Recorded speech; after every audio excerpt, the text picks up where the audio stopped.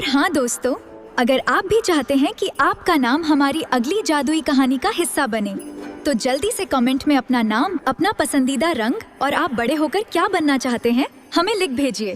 क्या पता अगली कहानी के जादुई हीरो आप ही हों। सुबह का समय है।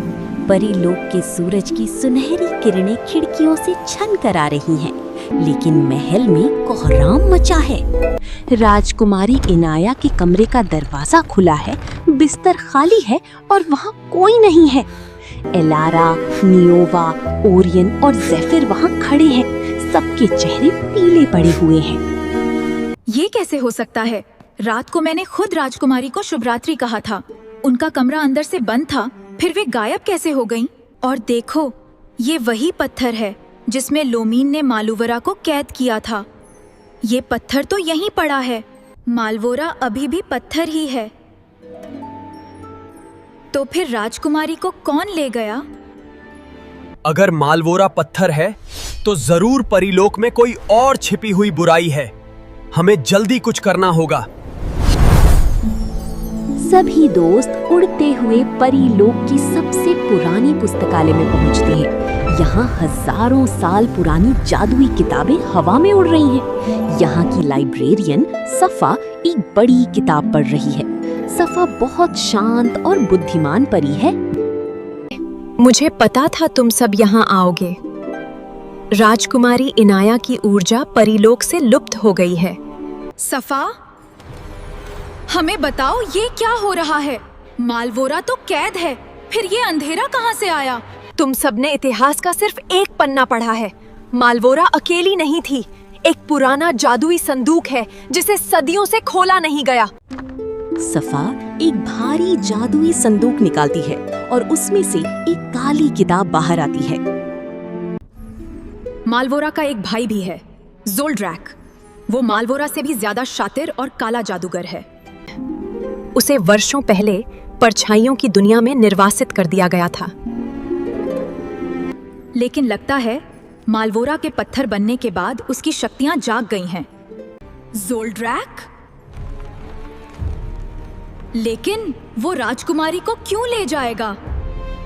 इसमें लिखा है, अगर ज़ोल्ड्रैक शाही खून की राजकुमारी से विवाह कर लें, तो वो परीलोक के सिंहासन पर कानूनी अधिकार पालेगा। फिर वो मालवोरा को भी आजाद कर सकेगा। लेकिन इस किताब में उसका ठिकाना नहीं लिखा है। बिना किसी सुराग के सभी दोस्त परीलोक के उस हिस्से में जाते हैं जहाँ रंगों की नदियाँ बहती हैं। यहाँ सुमैया रहती है, जो एक अद्भुत चित्रकार है। वो जो कुछ भी सोचती है उसकी पेंटिंग अपने आप कैनवस पर बन जाती है। एलारा, दोस्तों, मुझे पता है तुम क्यों आए हो। कल रात से मुझे कुछ डरावनी झलकियां दिख रही हैं। सुमैया, क्या तुम हमें ज़ोल्ड्रैक का पता बता सकती हो?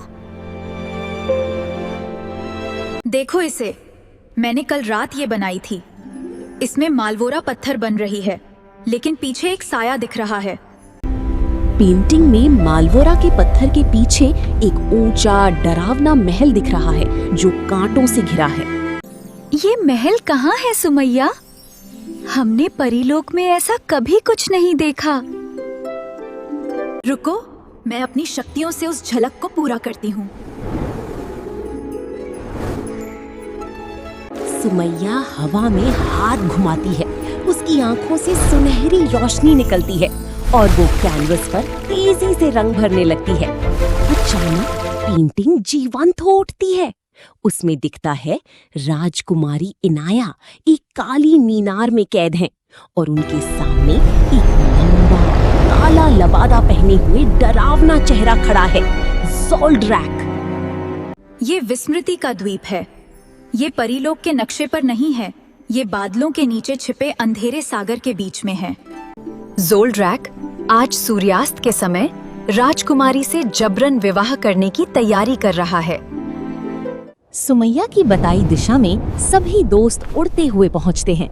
वहां का आसमान बैंगनी और काला है। ज़ोल्ड्रैक राजकुमारी इनाया के सामने खड़ा है।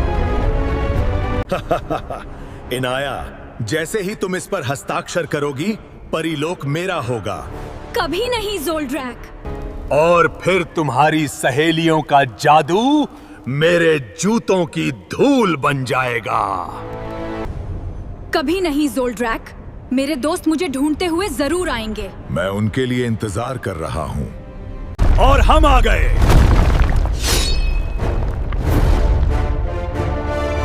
तुम तुच्छ परियां, मेरी परछाइयों से लड़कर देखो। ज़ोल्ड्रैक अपनी छड़ी घुमाता है और सैकड़ों काले साई दोस्तों पर हमला करते हैं। सफा ने मुझे बताया था कि ज़ोल्ड्रैक की शक्ति का स्रोत उसकी परछाई है। सुमैया, क्या तुम कुछ कर सकती हो? मैं इस द्वीप के सूरज को पेंटिंग से बाहर निकाल सकती हूँ।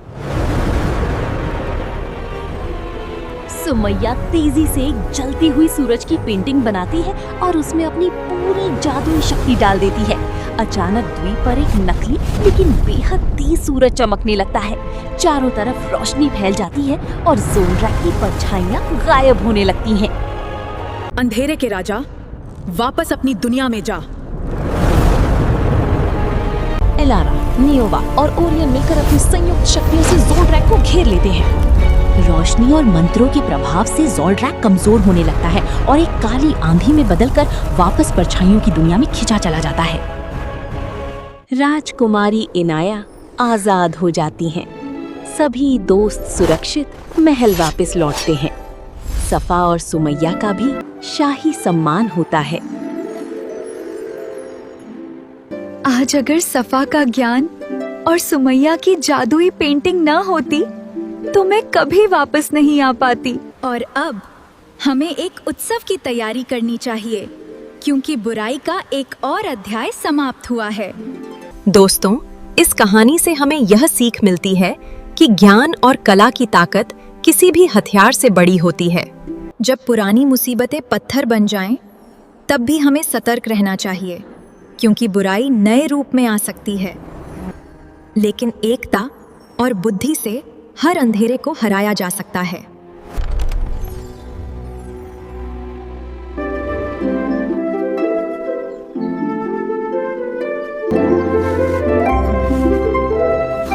मुझे पता था तुम सब यहाँ आओगे। राजकुमारी इनाया की ऊर्जा परीलोक से लुप्त हो गई है। सबने इतिहास का सिर्फ एक पन्ना पढ़ा है। मालवोरा अकेली नहीं थी। एक पुराना जादुई संदूक है जिसे सदियों से खोला नहीं गया।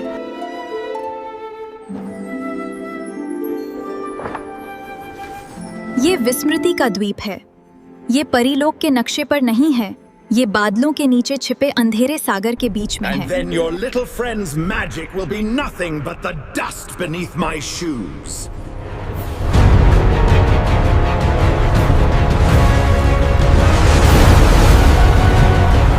और अब हमें एक भव्य उत्सव की तैयारी करनी चाहिए, क्योंकि बुराई का एक और काला अध्याय हमेशा के लिए